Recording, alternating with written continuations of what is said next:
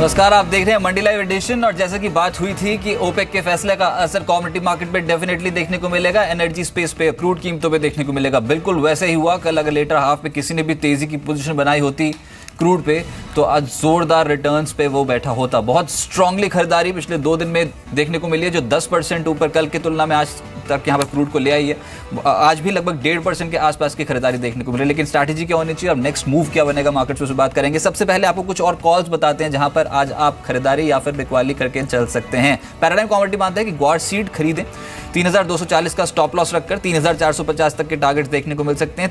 3300 के लेवल्स पर खरीदेंगे तो रिस्क रिवॉर्ड रेशियो आपके फेवर में बैठेगा। दूसरी कॉल आई है कोटक कमोडिटीज की क्रूड खरीदने पर। अब जो टारगेट्स निकल रहे हैं वो 3450, उसके बेहद करीब कामकाज कर रहे हैं। लेकिन अगर कोई डिप आ जाती है तो खरीदें 3370 के लेवल्स के आसपास। 3329 का एक स्टॉप लॉस आपको इस ट्रेड पे लगाना होगा।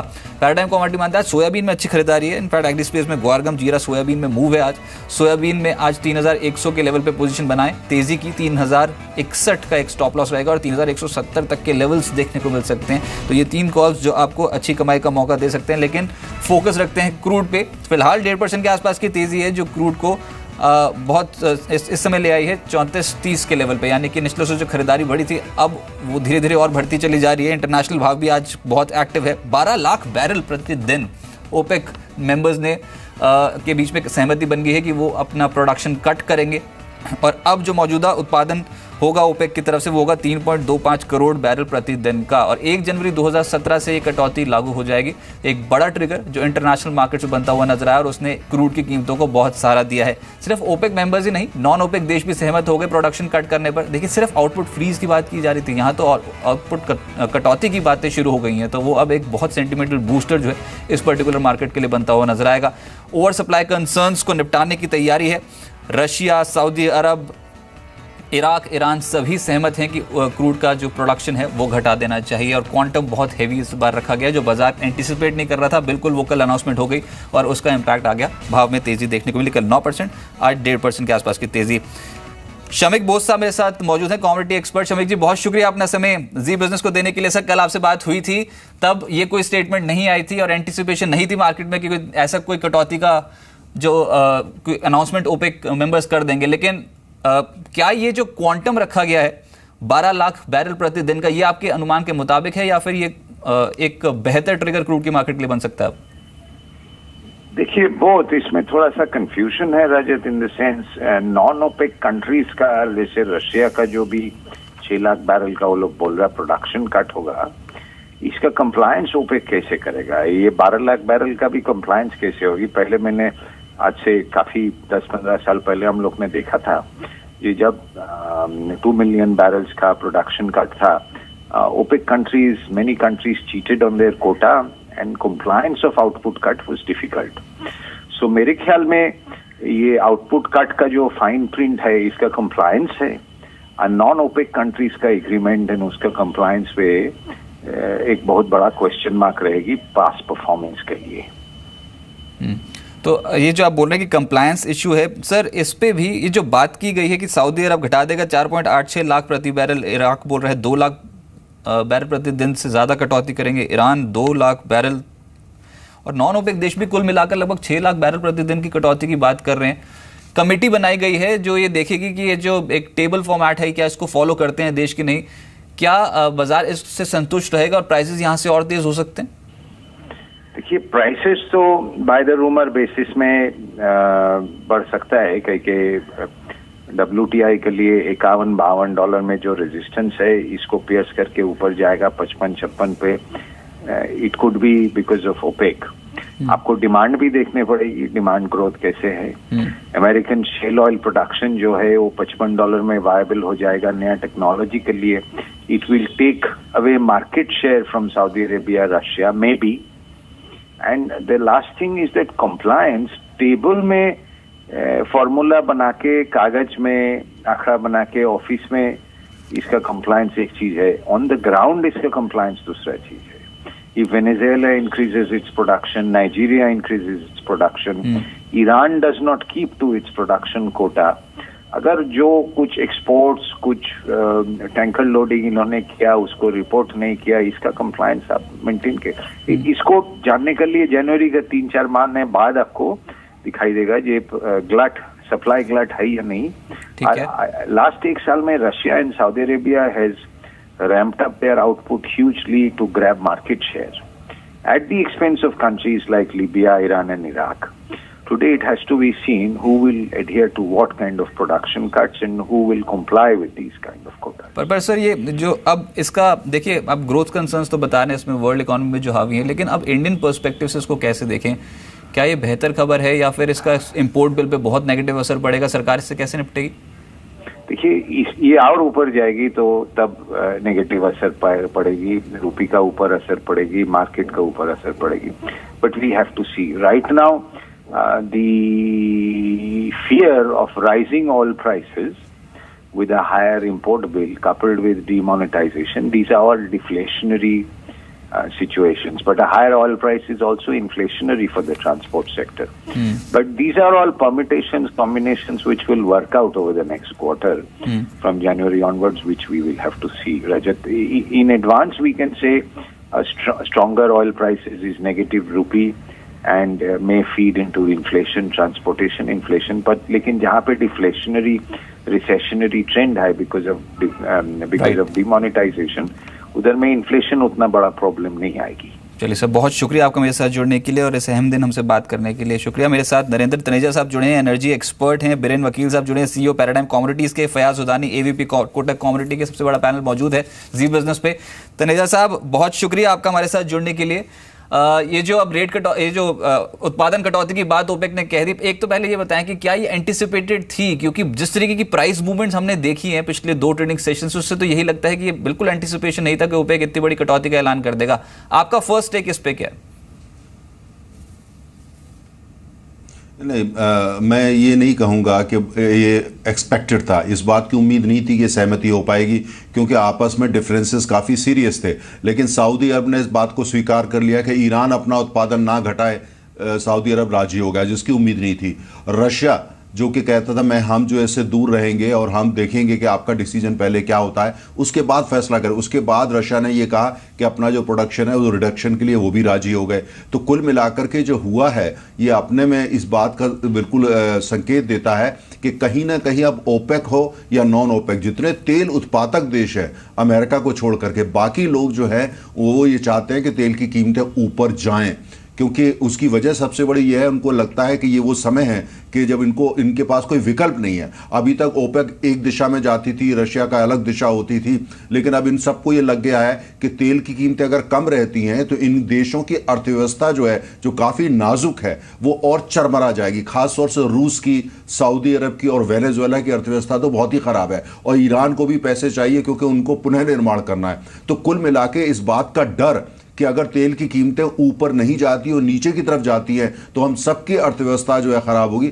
ये डर है जिसने मिला। कल हमने ये देखा कि ये डर की वजह से ये दोनों सब लोग साथ आ रहे हैं। अब ये डर तो अभी बरकरार रहने वाला है, ये डर अभी कहीं जाने वाला नहीं है, तो हमें देखना पड़ेगा क्या होता है। लेकिन मेरी फर्स्ट रिएक्शन यही है कि ये एक्सपेक्टेड तो नहीं था, लेकिन बिल्कुल अनएक्सपेक्टेड था, ये कहना भी ठीक नहीं होगा। पर तनेजा साहब, फिर अब क्रूड स्टेबलाइज कहाँ पर होगा? क्या रेंज समझें, अगर कोई रेंज आप दे पाएँ, $50 से $60 या फिर $60 से $75, किस रेंज पे आप मानते हैं कि क्रूड की कीमतें रहेंगी या फिर यहाँ से टूटेंगी?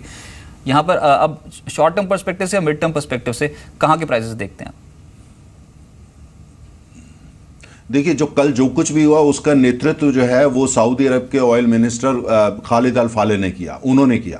पहले उनके जो प्रीडिसेसर थे, जो पहले तेल मंत्री थी अल नईमी साहब, उनकी स्ट्रेटजी ये थी तेल का उत्पादन बढ़ाओ, कीमतें नीचे जाओ, जिससे अमेरिका में जो शेल की क्रांति है वो विफल हो जाए। अब जो नए तेल मंत्री सऊदी अरब के, इनकी स्ट्रेटजी अलग है। इनकी ये उत्पादन घटाओ, कीमतें बढ़ाओ, और जिससे कि ज़्यादा से इनकी अर्थव्यवस्था ठीक हो सके और आने वाले 5-10 साल में अर्थव्यवस्था उनकी इतनी अच्छी हो जाए कि उस अर्थव्यवस्था से वो अपनी निर्भरता तेल पर कम कर सके। तो नई रणनीति है और ऐसा लग रहा है इसको काफ़ी ट्रैक्शन मिल रहा है। रूस ने सपोर्ट कर दिया, ईरान जैसे देश ने सपोर्ट कर दिया। तो मुझे ऐसा लगता है कि आने वाले समय के अंदर 2 फैक्टर बड़े इंपॉर्टेंट रहेंगे।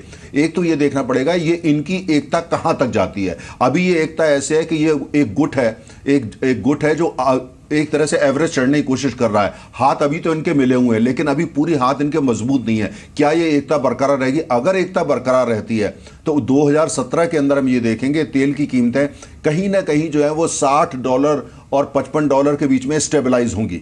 लेकिन एक फैक्टर इसमें सबसे जो इंपॉर्टेंट है वो ये है कि डोनाल्ड ट्रंप जो अमेरिका के राष्ट्रपति 20 जनवरी को हो जाएंगे, उन्होंने ये कहा है कि अमेरिका में जहां जहां तेल है जाओ उसको खोजो और उसका उत्पादन करो। बराक ओबामा साहब इसके विपरीत थे, वो उसके खिलाफ थे। उनका कहना था पर्यावरण खराब होता है। डोनाल्ड ट्रंप का कहना है पर्यावरण वगैरह कुछ नहीं होता, हमको उत्पादन करना है, अमेरिकी अर्थव्यवस्था मजबूत करनी है। अब अमेरिका में तेल का उत्पादन बढ़ेगा, जो शेल वाले तमाम प्रोड्यूसर बाहर चले गए थे, अगर कीमत 55 भी हो जाती है तो वो सब वापस आ जाएंगे और नफा कमाएंगे। अमेरिका में पूंजी ज्यादा जाएगी तेल उत्पादन के लिए, तेल खनन के लिए। तो नतीजा क्या होगा कि इनकी एकता, ओपेक और रशिया की एकता से जो कीमतें जो है वो ऊपर जाना शुरू होगी। अमेरिका कहीं ना कहीं कि अमेरिका के तेल उत्पादन से उस पर बोझ आएगा और कीमतें वो नीचे आएंगी, तो बीच में बैलेंस आएगा। तो मेरा अपना अनुमान यह है कि आने वाले समय में आप देखेंगे कि $46 से लेके $56 ये शॉर्ट टर्म में इसमें स्टेबलाइज होंगी, अर्थात 44 से नीचे शायद कीमत नहीं जा पाएंगी। लेकिन ओपेक अगर ये कोशिश करता है और वो तेल को $60 की उनकी कोशिश $60 पर बैरल लेके जाओ। अगर डोनाल्ड ट्रंप जो हैं वो अपनी नीति में परिवर्तन करते हैं या अमेरिकी तेल उत्पादन जो है वो निर्यात ज्यादा नहीं हो पाता है, तो फिर तेल की कीमतें जो $60 पर बैरल। 2017 जो है आने वाला साल बहुत बड़ा तेल का खेल होने वाला है। एक तरफ ओपेक और कहीं ना कहीं रशिया होंगे और दूसरी तरफ अमेरिका के डोनाल्ड ट्रंप की रणनीति रहेगी। लेकिन दोनों ही स्थिति के अंदर जो बड़े आयातक देश हैं जैसे भारत है, चीन है, कोरिया है, जापान है, इनके लिए मुझे लगता है कि कोई बहुत अच्छी खबर नहीं है। इनके लिए कीमतें कुल मिलाकर के ऊपर ही जाने वाली है। शॉर्ट टर्म में 46 से लेके 56, अगर आप लॉन्ग टर्म देखते हैं तो लगभग $60 पर बैरल। चलिए, $60 आपने मैक्सिमम अपसाइड बता दी। लेकिन सर यही मेरा अगला सवाल था। आप बोल रहे हैं ये जो डेवलपिंग इकोनॉमीज है इनके लिए कोई बहुत बड़ी ये अच्छी खबर नहीं समझी जाएगी, क्योंकि अब हायर एनर्जी प्राइसेस से कहीं ना कहीं जूझना होगा हमें। इंडियन इकोनॉमी के लिए क्या माने अब इन्फ्लेशनरी पीरियड स्टार्ट हो जाएगा? एटलीस्ट हम अगर हम बात कर रहे हैं एनर्जी कीमतों को, वो कैसे देखते हैं आप? पेट्रोल डीजल के प्राइसेस बढ़ेंगे क्या? एक आम आदमी को बहुत असर पड़ेगा?